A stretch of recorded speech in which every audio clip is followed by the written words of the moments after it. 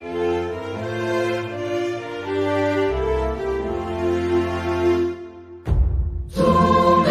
sote na tushereke pamoja ushindi kwa ukombozi wetu. Tujitoe wenyewe, tusimame pamoja kulinda uhuru na umoja wetu. Enyi Bwana na binti wa Afrika, mwili wa jua, mwili wa anga, tuifanye Afrika mti wa uzima. Tuungane sote tuimbe pamoja, kuenzi shikamano hatima yetu. Tujitoe wenyewe kupambana pamoja, uhuru na umoja vitawale. Enyi Bwana na binti wa Afrika, mwili wa jua, mwili wa anga, tuifanye Afrika mti wa uzima. Tuungane sote na tujibidishe kutoa kilicho bora kwa Afrika, chimbuko la wanadamu, chemchemi ya utamaduni, tumaini letu wakati wa mafarakano. Enyi Bwana na binti wa Afrika, mwili wa jua, mwili wa anga, tuifanye Afrika mti wa uzima. Let us make Africa the tree of life. Let us make Africa the tree of life. This is Smanis TV Africa. My name is Katum Mukasa. I'm Ugandan, interested in issues, development, and of course, empowering of our people. Smanis TV Africa is a registered charity. We're a charity organization registered to spread information that can help our people get out of poverty. Today, we want to encourage you to please subscribe to our YouTube channel, our Facebook, our TikTok, our website, which is Smanis TV Africa, so we can be able to take our message further and further. We have an email right on your screen. Our WhatsApp number is right there, and of course, our website is right there. We have studios in Uganda, Kenya. We have studios in Zambia, Zimbabwe, Nigeria, Ghana, Sierra Leone, UK, and the US, and we are growing, opening up more studios. Today, we are back with our library important program on food safety and rights, consumer rights. And of course, as usual, we have our experts in the studio, Mr. Kimera Henry and Mr. Bernard Bamba. You are welcome, sir. Thank you. And of course, in the studio, who you don't see is Dennis Bongo in Uganda to do the production for the show. Now, we are back with such a wonderful show. We are going to have a recap from the previous show, and Mr. Bamba is going to be giving us that very recap. Mr. Bamba, take us through what we covered last time. Okay, thank you so much, Mr. Mukasa, and welcome on board our members who are watching us out there. And of course, welcome to the elder, Mr. Chimera, for creating the time to speak to our viewers. Of course, last time we were discussing issues around aflatoxins, and basically we're looking at what is the role of each of the members when it comes to prevention and control of the aflatoxins, but of course also relating it with the impact of aflatoxins on the different issues, especially around trade, around nutrition, around health, and then also looking at what can be done at different levels. I know that we discussed what can be done at the farmer level, what can be done at the national level, what can be done by the different actors. So basically last Saturday, we were really brainstorming on what can be done to improve the status quo of the aflatoxin contamination in the food. And of course, building on that today, being our last Saturday, discussing the aspect of aflatoxins, of course, for the first phase. I know we shall come back again sometime in the future to discuss the same topic, but of course looking at other things. So today we want now to go into understanding now, wrapping up everything that we have been talking about, so that in situations you miss any of the sessions, this is the right session for you to grab all this information. You'll be able to catch up with us. So we shall go back to the basics. We shall be able to look at what are these aflatoxins, where do they come from, how do they manifest, how do they affect populations in terms of health, in terms of trade, in terms of nutrition, how is it associated with disease, and then also we shall be looking at again what are the roles of each one of us, how can we contribute to the prevention and management of aflatoxins in Africa, in Uganda, in your household, etc. So our viewers, you're most welcome, and we pledge that we shall give you the best we can. We shall share with you the best information that you can ever have. But also we ask you to pay attention, listen in, send us your comments, subscribe to the channel, and of course give us all the views that you would want us to improve, or maybe which other new topics you would want to understand on this subject. So I and Mr. Chimera will be taking us through. Our colleague Agnes is likely to join us during the course of the discussion. Professor Kaya will not be able to be with us today. Yeah, he lost a relative, so we pray for him and the soul of the deceased. So that is how we're going to move on during the course of this session. Thank you so much. Thank you, Mr. Bernard. Thank you so much for a recap. Our viewers, that is Bernard, consumer activist and expert on food issues and, of course, rights. Mr. Kimera is going to be taking us through the risks factors and other issues in regard to aflatoxins. Mr. Kimera, the floor is yours now. Yeah, thank you very much. And Paul, like I always say, it is a great honor. Like I said in the beginning, these are small steps in the right direction. Ever since we started, we trust that a number of colleagues have learned, and we are also learning from the feedbacks that they share with us. So colleagues, like I always say, food safety, I will not say it looks like, but it is the foundation of our humanity. First things that we do is we consume. If the air we breathe in is not clean, it will affect your lung. If the water we drink is not good, it will bring in many aspects. Some of them that we commonly know are cholera, typhoid, and so forth. Now, if the food we take in is not safe, it becomes poison. The same with medicine that we get in our health centers. But food, once it is safe, it well applies to be medicine because it will make your body strong and make it immune. Food is healthcare. Now we have dealt with the topic of aflatoxin. We have seen aflatoxin comes in many forms, but most of the times, apart from the natural occurrence, studies and aspects are showing that most of the times it is human negligence.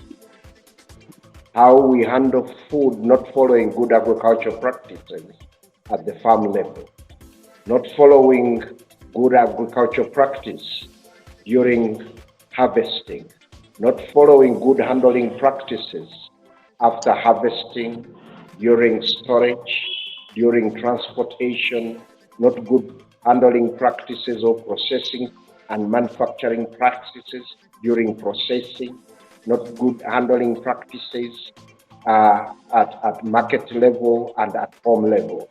So all these aspects of not following good practices, I will not even talk about agriculture,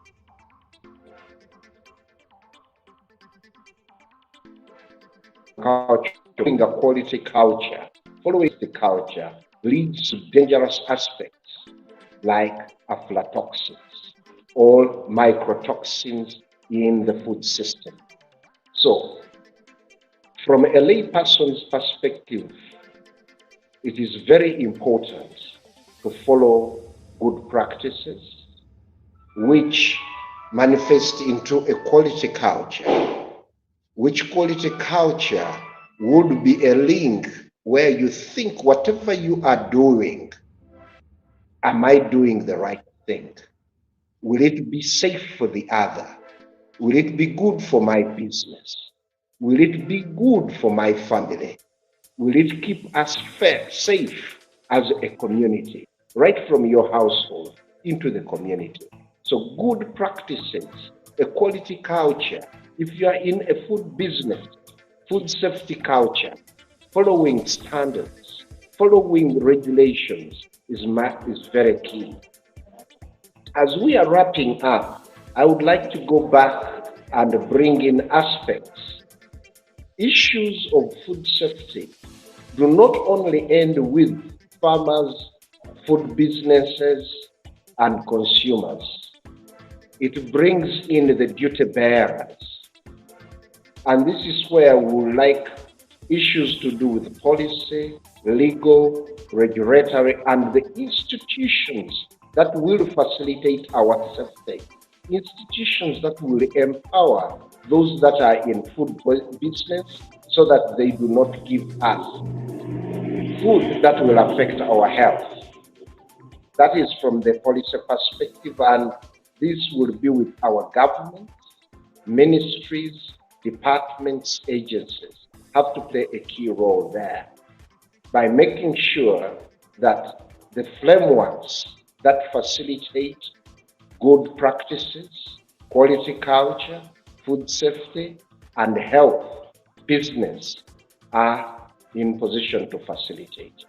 Further, we'll find that in a number of countries or in our continent, there are multiple agencies, there are multiple ministries. There is a need to coordinate the public sector, the private sector, the consumers, to be in position to address the challenges that come with food safety and in particular aflatoxins. When that happens, there is a great need to empower consumers, the consumers of this food, consuming them in our schools, consuming them at home, in food restaurants and so forth. But to educate the consumers to get to know that if food is not safe, it is not food, it is not healthy, it brings a food burden onto yourself as an individual, as a community, as a country, as a continent, as a global world. So aspects of awareness are very key. Other aspects of continuous research to come up with solutions to mitigate the challenges of, let's say, human cause, which are even natural, but the other thing is investment in mitigation measures is very key. So, Paul and our listeners, I thought that giving that curtain riser, going into a little detail and icing the cake, when Bernard comes in and wraps up all by picking up of some of the aspects that I've raised in curtain riser and brings in the scientific and technical aspects, can help us to wrap up the aflatoxin aspects in one marathon that we have run with regards to food safety and fraud, with specific focus on aflatoxins. Thank you very much. Thank you so much, Mr. Chimera. Thank you so much, Mr. Chimera, for that wrap-up. Today we are wrapping up a one-month marathon of a show in which we have been talking about aflatoxins. Right now, our viewers must be knowing what are aflatoxins, how they get into our health, and how we can prevent them now. We are wrapping up this show. Mr. Bernard is going to tell us who is at risk and how do we control this. Of course, we have images that will be running as he teaches us. Mr. Bernard, back to you. Who is at risk and how do we prevent these risks? Okay. Thank you. Thank you, Mukasa, and thank you, Henry, for giving us the background of where we're coming from. Now, of course, we've been learning about the subject for quite some time, And of course, now we know that there is a particular mold or fungus that is responsible for this. And this fungus, specifically Aspergillus flavus, it's a very notorious kind of fungus that comes in the food and causes this kind of the aflatoxin stuff we are talking about. And of course, we know that, by the way, most of the cereals and most of the food that we eat in our homes are all at risk of getting contaminated with aflatoxin, as long as the moisture content in which they are stored is actually favorable for that fungus. Now, the other time we had also shared with our members that what facilitates this fungus actually to grow in the food. And one of the things we talked about was that the soil is the best medium for transfer of this fungus, as long as there's moisture that is favorable for it. So every time a person gets food and puts it on bare ground, you're actually creating an environment for those molds to grow. Every time someone gets food and puts it on a tarmac road, you're creating an environment where this has to grow. Every time you're growing or you're putting food on top of rusted iron sheets, you're creating an opportunity for this to grow. And now this particular fungus is very, very stubborn, that every time it enters the food, it is very difficult for you to remove it. It's easy to enter there, but very difficult to remove it. So the best option we have is to prevent this fungus from actually entering the food, because once it's there, you need very high temperatures to actually start breaking this aflatoxin. And yet in your kitchen or in our kitchens, we can never have that high temperature that can actually break down this. So we're talking about 420 degrees, which you cannot get in your kitchen.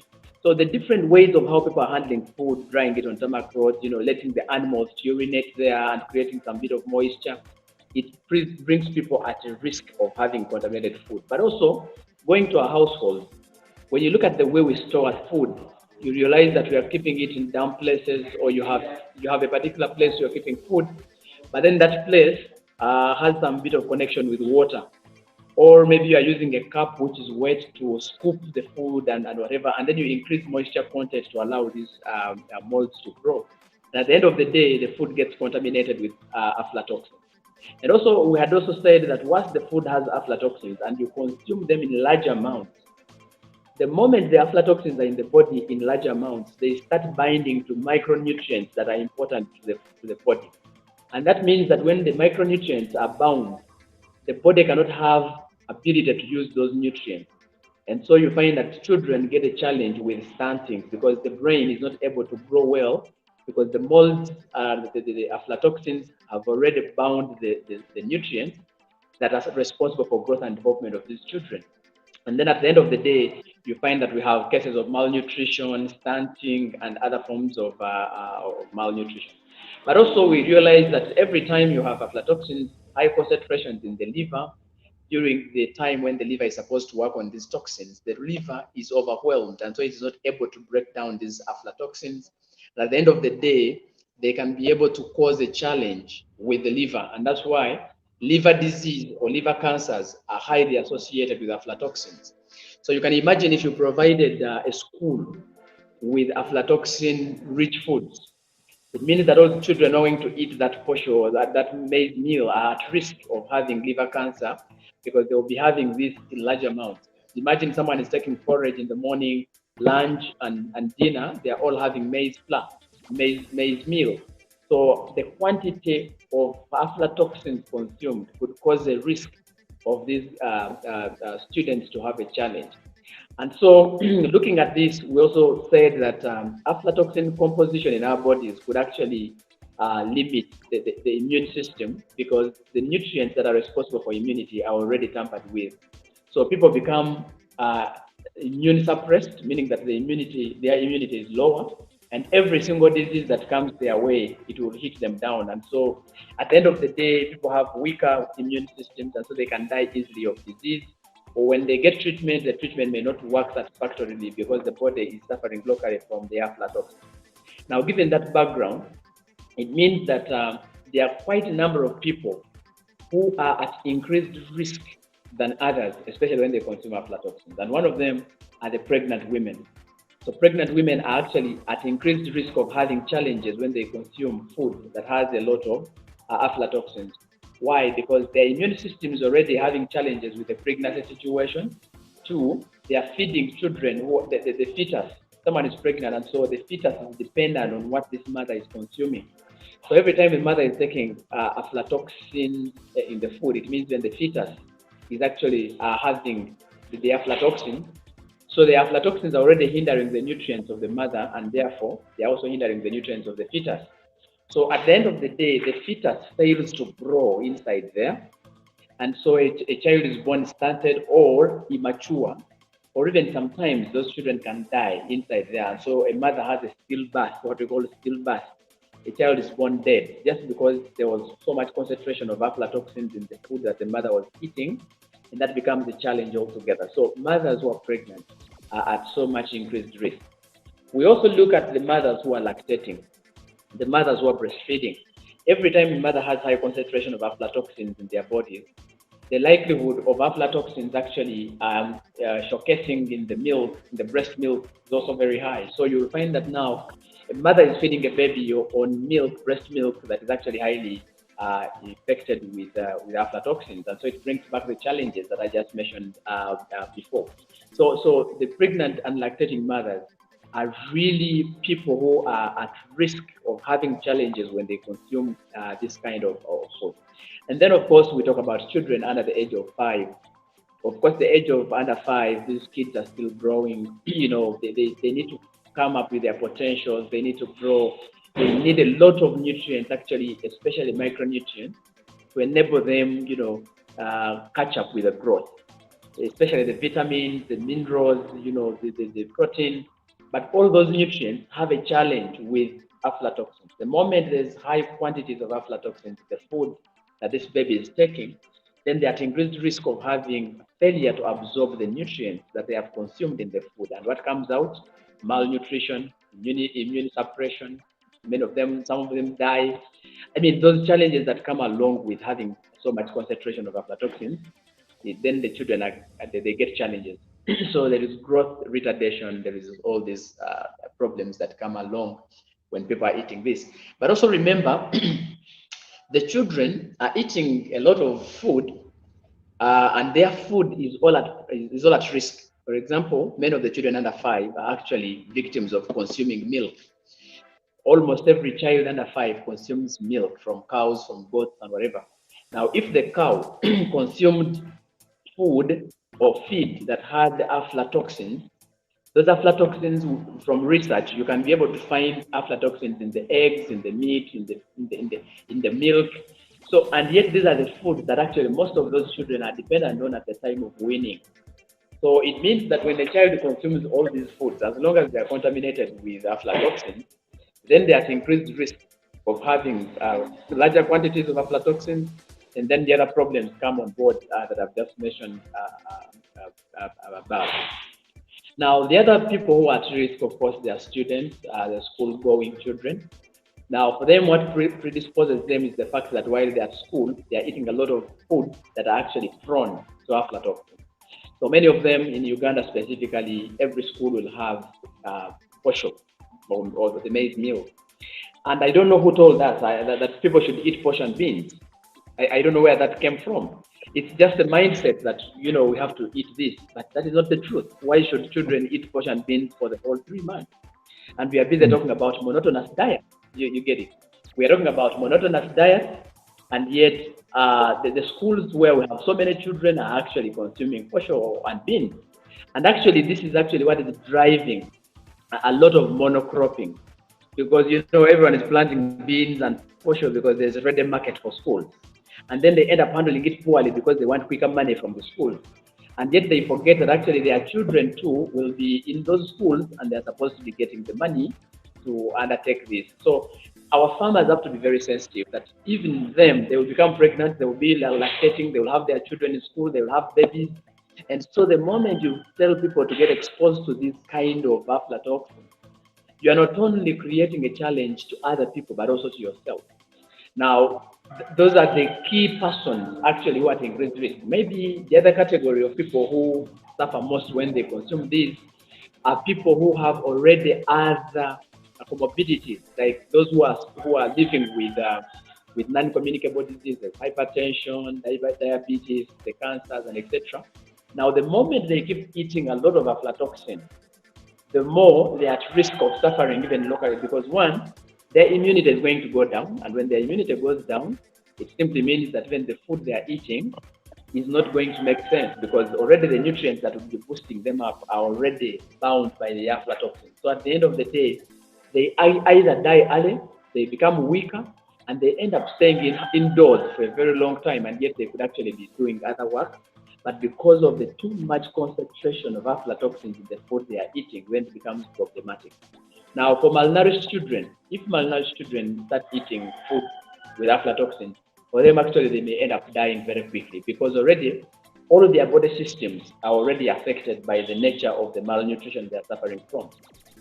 So the moment now they have too much food that has high levels of aflatoxin, then their death is actually easier. Actually, they die earlier, because the systems then get even worse. They end up now dying. So those are the risky groups that we have. And therefore, to save the society from those risks, to save the community members I've just talked about, then we need as much as possible to ensure that these children, to ensure that these mothers are not having access to aflatoxin-rich foods. And how we do that, we need to make sure that, one, we improve the quality of the seeds we plant. How are farmers picking the seeds to plant? How are we harvesting? How are we managing the post-harvest handling? How are we drying our food? Where are we drying it from? We handle those basics. And last week we said that people who are selling food from the gardens harvest food early and dry it home in a safer place than leaving it in the garden and it has dried and then it rains tomorrow. That's where the problem is. People leave the food there and then it rains in the morning. The maize is already dry, and then now in the morning the rain comes. So the maize goes back to the wet state, and then the mold starts growing. You find people having food in the taxi parks. There's a lot of mess when it comes to this kind of situation. So those are the key areas that we could talk about in terms of risk and how we can prevent the risk. So I think those are the that I can share now. Yeah. I'll get back to you in a while. Thank you so much, Mr. Bernard. Really, I'm learning here. I want to share with you something. As the producer gave us the images, Dennis, those images are very important to me, and I think to the viewers. Now, look at how we save our food. Look at how we dry our food in Africa, much of Africa. This is really bad. Whoever is watching us, please learn from this. There's no you can have safe food when you're putting it on the ground. There's no you can have safe food when you are putting it on that dirty carpet, dirty tarpaulin. There's no way you can have safe food when you're putting it on the sides of a road, tarmac road. There's no way you can have food when the goats actually are feeding part of the food we are going to use to sell to us. The goats are putting their waste into the food, and then tomorrow we are also buying the same food. Now, this is dangerous, honestly. And these images are important because you wanted this show to help our viewers see how badly we store food in many of our villages, so that we can learn to do better. Look at how we store our food. Look at how we dry our food back home. And then tomorrow we are complaining we have stomach problems. Our children are getting stunted. Even when we feed them, they're always having stomach problems. I should tell you that actually my children always have stomach problems when they go to school. I should tell you this. When my children go back to school in the boarding section, they are always having stomach problems. Every time we are having stomach problems, and we are buying medicine. I even know the medicines now in my head, that if they're having a problem here, go and buy this. If they're having, every time my daughters are having stomach problems. Every time. Sometimes we thought maybe it is the toilet. No. Paul. It's the infections. Paul, may I bring in something? May I bring in something small there? Please. Now, one aspect of food safety brings in self-medication. A risk factor. That is another risk factor. because one section has done that's what we'll call a ripple effect. As a parent who goes constantly, get to learn the medicine. Now, next time it might not be food safety issue. It might be a real pathogen from something else. So that is why we need now to look at these things from a systems approach. Food was good, your daughters won't get sick. Then you won't be doing self-medication. So that's what I wanted. Yes, thank you very much, Mr. Chimera. You know, honestly, and it's a question I'm going to be asking you to explain after my brief remark, because I wanted to explain to us the impact of aflatoxins in our pockets, but also the impact of aflatoxins on the government. Let us look at that. Because honestly, if I tell you how much I spend on treating my children, it is much more money than sometimes I spend on school fees. Because they're always sick. True. They're always sick. There is this, there is this, there is this. They're always sick. And when you look at it, it's always the way they eat, it's always the environment, it's always the dust, the sickness. For example, I should tell this, which is a bit personal. My firstborn has diabetes. He was born diabetic. He was born diabetic. And I've been wondering why. It's almost 20 years now. The one following him didn't actually get diabetes, because one would have thought that maybe it is within the gene, the genetic composition of the parents, that these two boys have got diabetes. The second one doesn't have. So when I did the research and asked the doctor, they said he might have picked it from the mother during gestation, when he was inside the womb of the mother. Now, I'm not a scientist, but I'm trying to also learn about diabetes and all that stuff. But I think that also the way we treat these people when they are pregnant, the medicine they get, because I remember very well the medicine which the mother took during that time, she was a bit sickly. I remember the clinics where she went, also the food she was eating. Now, I'm trying to add 1 and 2, that maybe this contributed to this boy is becoming diabetic. How come that the other boy didn't get diabetes, but this one got it? And I should tell you, it has been a hell of a life for him, because he has to get 3 injections a day. 3 injections, a big man now. But from the age of 9 months when we discovered, and from where? From Mulago, because they sent us to, they call it Abbey Clinic in Wandega at that time, where the tests were done. Then we went to Mulago, and he has been a patient that has grown within the premises of Mulago. From 9 months, he's almost 20 years now. He'll be 20 in May very soon. But now when you look at the cost of treating him, but also apart from the cost, the pain he goes through, I blame myself, I blame whoever, because somehow I think we would have stopped this. But somehow there's something which we didn't do right. Because how come that the other boy didn't get, yet this boy got diabetes? So to me, this topic is very important. To parents, some of us make mistakes that affect our children. We have talked about a mother who's breastfeeding. Now, if a mother is reckless to consume every that, the breast milk is being affected. It may affect the child. Now, this issue is very important, because for us who have suffered paying bills of a sick child from 9 months, special food, special sugar, special everything, you know how important it is to be careful with what we eat. For me, this is a real talk show that we need to take seriously. The way we keep our food, the medicine we take, the way we carry ourselves is very important. Back to Mr. Kimera, tell us about the impact of aflatoxins to our economy and, of course, to our pockets from your analysis.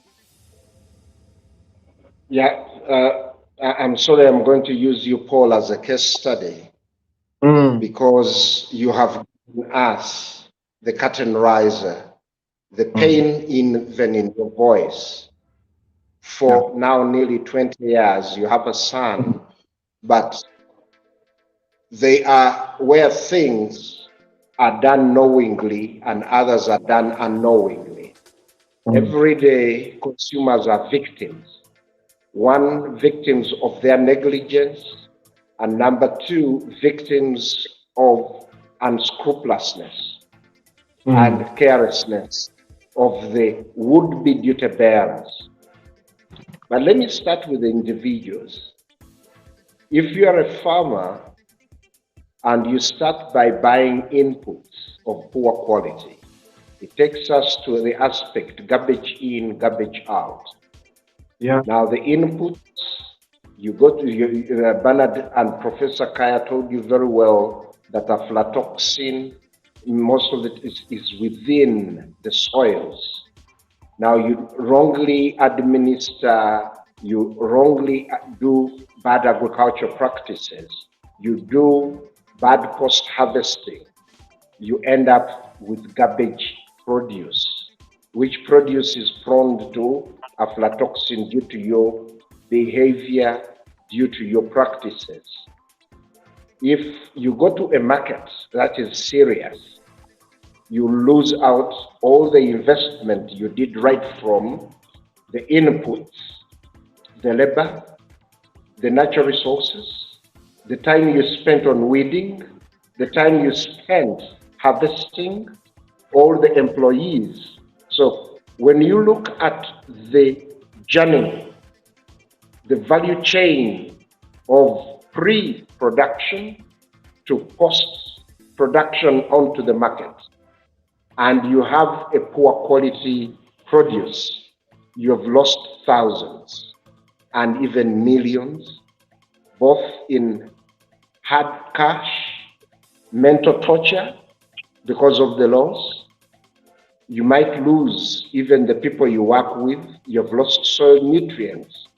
So most of the times when we are looking at losses, we leave out every state that has contributed to the production of something that has been condemned.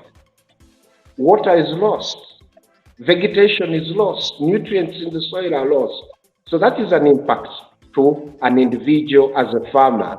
And when you all put them together, then the community loses out. That brings in financial losses.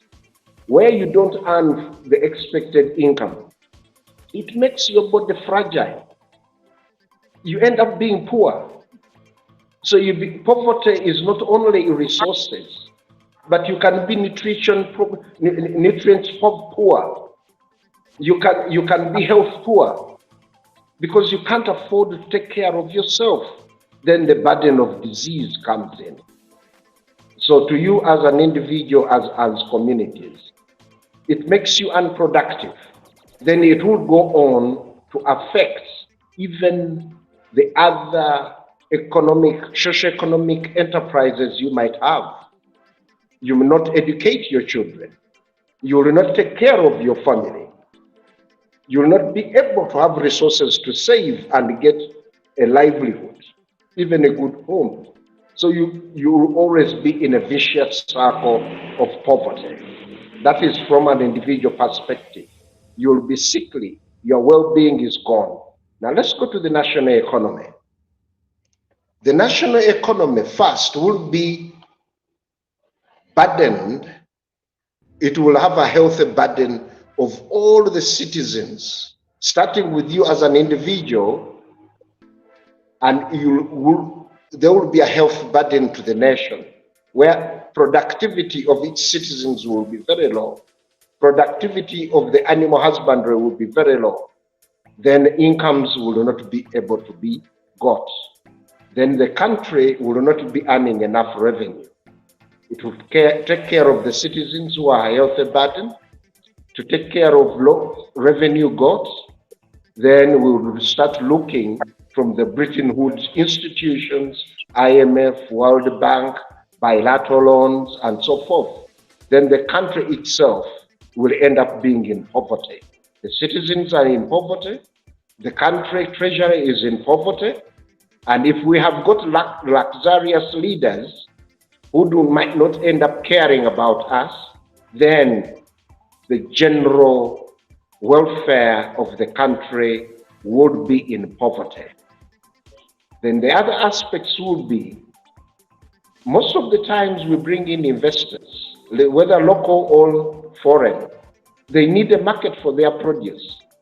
But the market for their products cannot be sustainable if it is sickly. So that the burden still goes that the economy of the country A is not effective because the population is sick. The population isn't productive. The population isn't skilled. In Uganda, we are always told we are not good in certain aspects because we lack skills, we have absenteeism. If I take what Bernard shares, if you have people who are affected by aflatoxin while they are in school, then it affects their education. It affects their reasoning, planning. Then the country is aflatoxin prone. So aflatoxin, food safety shouldn't be looked at a minute aspect. It might be looked as a nucleus with ripple effects if it isn't cared for to mitigate the problems that come out of it. So if we do not mind about what we take in and what facilitates our health, the whole home economy, domestic economy, national economy will be affected. That's what I could say briefly. Thank you so much, Mr. Kimera. Thank you so much, Mr. Kimera. Now we are going to go to Mr. Bernard for a wrap up. But honestly, look at these images. Even before you go there, look at these images. Me, I want to always look at these images because I know how reckless we are at preserving our food, but also at letting these guys go away with it. Look at how they are handling your food. Look at how this makeshift, small scale plants that we're using to make our food. Yes, look at how smart are they? Look at the dirt. Look at the dirt, the dust that is rising from there, and then it's going to your food. But also, you are going there to buy this food. How about we boycott? How about we say, no, I'm not buying from you? I think it starts with us as consumers to say, this is bad food. This food is not hygienic enough for me to buy. But if you encourage them to continue doing this, and then we give them money, we are encouraging them to sell us diseases. Back to you, Mr. Bernard. We are looking for the solutions. We are looking for how do we fix this? Give us how do we fix this going forward? Because this is the recap for the shows on aflatoxins. How do we avoid this as consumers, as governments? And lastly, Mr. Kimera will tell us going forward what can be the collective work of NGOs to solve this challenge in Africa. Mr. Bernard, to you, and then Mr. Kimera wrap up. Yeah, sure, thanks. So, in principle, the first thing that needs to be done is for us to empower consumers. First, be an empowered consumer. Because the moment I am informed and I'm empowered to make a right decision on which kind of food I'm going to eat, then we can have, instead of having these useless strikes, you'd rather have food strikes. Why can't we as consumers say that now, guys, food of this substance, we cannot eat it?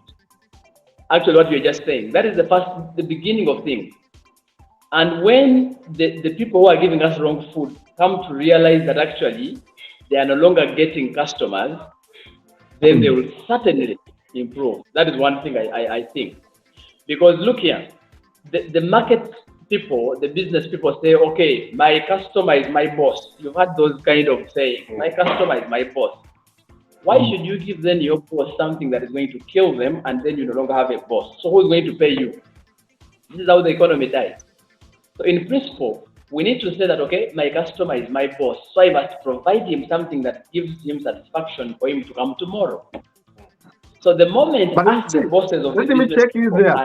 I normally don't interrupt you. Let me come in there. You see, we live in a world of greedy people. They call it capitalism. Me, I'm not a fan of capitalism at all, though I'm into capitalism society. But I hate capitalism. Look, someone wakes up and wants to make a killing. They want to make quick money. They want to build the best houses in the village. They want to drive the best cars. My friend, someone is even willing to use petroleum. They told us they get oil from the engines, from the they call them what? This electric transformers. If someone can go to a transformer and get petrol or oil and uses it to fry potatoes, which I like to eat, we call them chips in Africa or wherever in Uganda, and I eat them, he doesn't even mind that I'm going to get a cancer. And he feeds us one day, 1 year, 2 years, because he's saving. That man, that woman has no heart, has no feeling, has no logic to think that he needs me. He doesn't need me, he needs my money. Once we understand that, once government understands, and of course government is us, that people are not there to serve you. People are there to serve their needs. My friend, he doesn't care whether you die or not. You are 100. He's talking about 1,000 people. He wants money. He wants money to get rich. Now, that's why, let me give you an example. For me, I come from Rwengo, like Mr. Kimera right there. We used to have, I call him a Katankalas chairman, Mutabazi. Mutabazi, I wish I could show you the photos. It's not there. It doesn't have them now, I think. Mutabazi used to get a mboko, a stick, to beat people sense in my village, in my constituency. Mutabazi was a chairman for my district. They say he was rude. Yes, from a human rights perspective, he was. But Mutabazi put sense in my people. Because my people in my villages are very stubborn and very stupid, innocently stupid. Because how can you live in a village without a toilet and sewer home? And we are in this century. Why can't I get, I speak as a lawyer, of course I know it's wrong. But sometimes people are too stupid to do the right thing.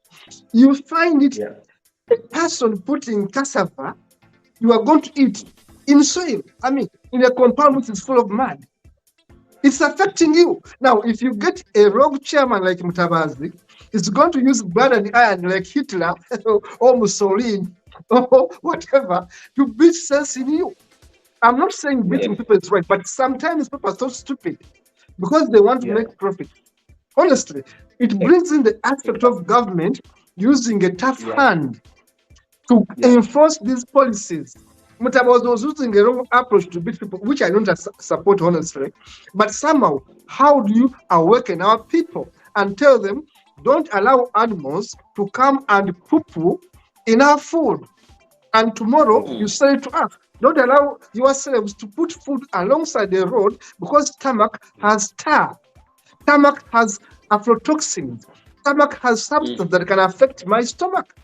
Now, if I find you stupidly putting this food on the road, and I'm a chairman, I may do something nasty. I want to speak on the TV here. So what I'm saying is simple. And back to you in the studio is the enforcement laxity is the cause of problems in Africa. Enforcement laxity. There are no people willing to be mad like Mutabazi, my chairman. People who are willing to be unloved, unliked, because Mutabazi did it. He was never voted back because Mutabazi was a tough chairman. But somehow he forced people to have toilets in my village, in my district. How can you be a homeowner without a toilet?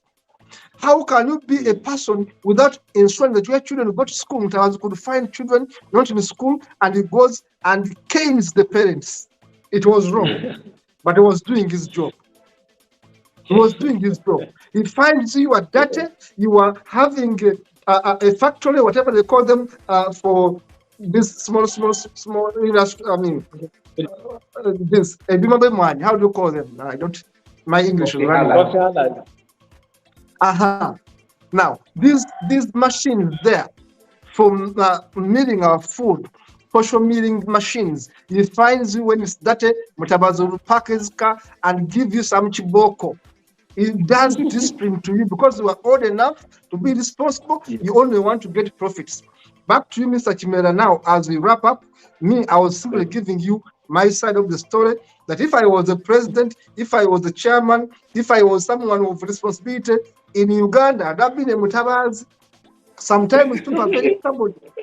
Sometimes, yeah, they would have said this man is very bad, but honestly, how do you put discipline in big people? They have refused to learn. Exactly. They want to make profits. Exactly. How do we discipline them? We either imprison them Mm. or give them chiboko. Those are my words. Don't take them for for whatever. But honestly, That I'm is, annoyed with my people. Back to Mr. Kimera. actually, you're just an empowered consumer, just like we are saying. So the moment us, the consumers, are empowered to make right decisions on what kind of food we want to eat, then we can influence even the people who are dealing with the food. Yeah. Now, going back to how we can do other things. Now, when you look at the policies in this country, we have numerous of them. Yes. I want to give you a scenario of the UNBS. The UNBS came up a few years ago and they made a pronouncement that all schools henceforth shall buy grain from certified companies. But this is about 2-3 years ago, and none of the schools, we don't know how many of the schools are buying from the certified producer. So when it comes to wasting energy to develop a standard or to develop, policies, and then there is no one enforcing them, then it becomes a challenge. Unfortunately, even the head teachers have not been sensitized on this subject. The staff who are working in schools, they don't have any information on this subject, but there is a law already in place. I don't know that it's an act or whatever it is. But also we see that the enforcement is a challenge in this country, and I think that is where things are going wrong. But also the other thing we mentioned last time that aflatoxins love, they want exposure. The moment you have food which is broken, the moment you have any opening on the food, then the aflatoxin has space to enter through. If you look at the previous photos, you'll see guinnets have already been, unsorted guinnets, everything is added there. So all those guinnets you're seeing on the ground, they will be collected afresh and put in a milling machine or whatever it is, and then they make, something out of it, which is something that is very, very wrong. So our farmers should know, we should sensitize our farmers, but also we should enforce. Now, when you look at those guinnets in that photo, for example, this other woman is trying to sort. But the question is, what is she going to use the sorted one? So you find that they will proceed and make, butter from it, they make a lot of vinegar paste from it. And yet that wouldn't be a recommendation for it. When you look at that machine in our picture, it is entirely non-food grade. And we are all hiding in the name of build Uganda, buy Uganda, buy Uganda, build Uganda. Yes. But which kind of process is this? If we come up with buy Uganda, build Uganda, then there should be a standard and a regulation that works to prevent this kind of nonsense.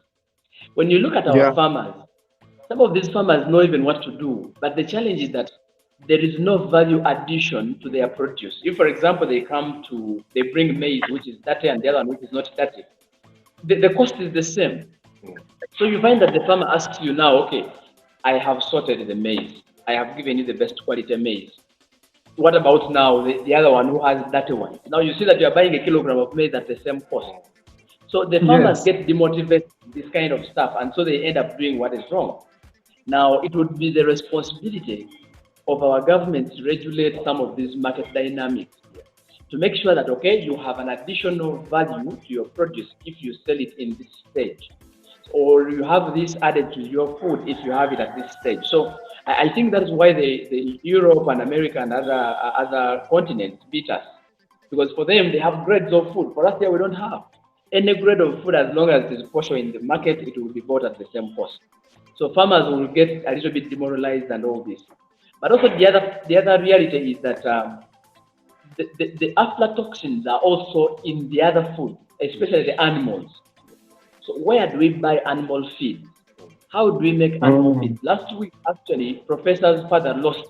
Now it's closer to 200 baht, just because of consuming feed that was having aflatoxins. Now the question is, when those animals died, what did the professor's father do to the supplier? You get it? Because I was telling Professor, the odds are that they were eaten by people at home, or they were sold. All of us know this. Yeah. All of us know this. That in my home district, if an animal died in my village, no one is going to throw it away. I'm speaking the truth. I'm speaking the truth. We Yes, eat but it. why do you think? But why do you think that is the case? It is the case because the people in your community do not understand that when I eat food, for example, meat with anthrax, then me, the consumer, I am at risk of getting anthrax, and yet Uganda as a country does not have treatment to treat you for anthrax, and so we Exactly. have to send you to Nairobi. But when you go to Nairobi, you first sell your whole land to go and get that medication. Exactly. This is the common sense we need to put in our people, in our consumers, so that they can make right decisions, just like I said. So I think as much as possible, government is investing less in awareness creation on this aspect. We are also investing less in research to come up with innovation that have to solve this problem. Because there was, for example, we can give you an example from CGIAR. There's that organization, a research organization. They were doing research on aflatoxins for almost 10 years. They came up with a solution called Afflasafe. Afflasafe is a biosolution that can actually eliminate aflatoxins from grains. Now, after doing that research, tested the research and it worked. But how many farmers have access to the product? It was since 2013. This is 2023. The product is not on the market. But why is it not on the market? Politics. No, you see, when you put it on a so you don't have certification of this. So the science has not been supported to actually push out the innovations to the last person. And this is role I'll stop you there, entirely. Bernard. I'll stop you there, Yes. Bernard, because we're very short of time. We have 4 minutes, which I'm going to give to Mr. Kimera to wrap up and give us a touch into the next show next month. Okay. Oh, thank you very much. All the aspects that I wanted to share, both of you, when you started relating, you raised the issues, what civil society needs to be doing, and other business support organizations, even government departments. That is policy implementation, awareness, and capacity building for the different players in the food industry. So having said that all to you now, our listeners, you have a knowledge on food safety with regards to frauds, and then we brought in a segment of aflatoxin. Now we would wish, and this is our aspiration, next month, we want you to get to know the consumer organizations that are on the African continent, who are part of the championing food safety in the respective African states. So the month of March is when we have the World Consumer Rights Day.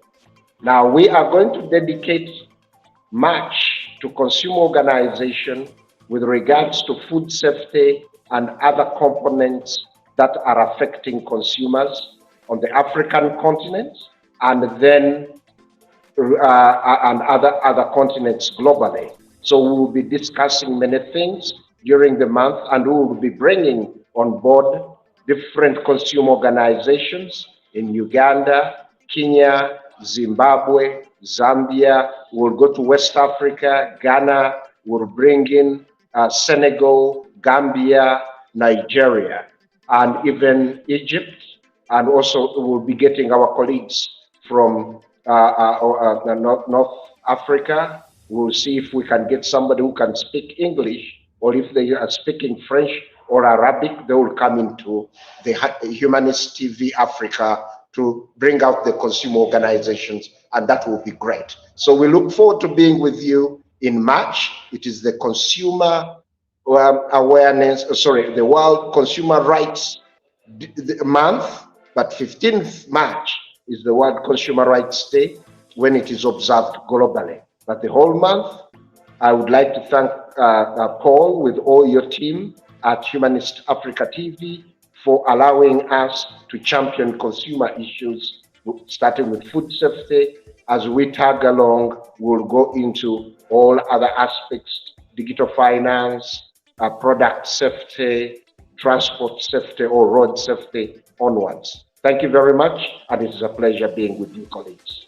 God bless. Thank you very much, Mr. Chimera. Thank you very much, Mr. Bernard. Thank you very much, Dennis Bongo in the studio. And of course, thank you so much, the viewers. You have been very wonderful You have supported us. We are having thousands of people watching this show on Facebook. Please continue watching, but also please subscribe to our channel and be able to watch these and more other shows. I'm happy that the experts have been here. I've been learning from them. I've been making mistakes personally. Personally, I've been making mistakes back home in Africa, and I'm going to do good, having learned a lot of lessons from these experts here. Yesterday, I should tell you this before I go. Yesterday, I was cooking beans.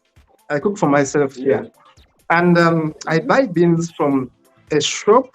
It's owned by an Asian. It's an Asian family, but they sell food from Africa because as Africans or Black people love our food. So I go there buy. So we have beans. I was cooking them yesterday, but before I cook, of course, I had to sort them. And I thought because they're in the UK, they should be safe. So, and these are from Uganda. So I opened the seal and poured in the saucepan to boil. Then I realized there were some stones. Beans from Uganda. From Uganda. Remember, the systems here trusted our system in Uganda that the food is safe. Because when you look at them on the surface, they look so nice. They were stones. So I put them on a table. I began screening. I got about 8 stones in them and some husks. Beans from Uganda. So Paul, had stones. do you know the weight of those stones? The weight of those 8 stones. So you lost some grammage. Exactly. And there are some husks in them. Now, I was very confident because these are beans which the UK has already permitted to be used in the UK. For them, they knew that the Ugandan government has done their best because these are sealed in a cavera and they are so clean, they are so washed. But my friend, the stones are there because someone wanted to make money. Absat. See you in the next one. Thank you. Okay. Thank you. It was a pleasure. All right.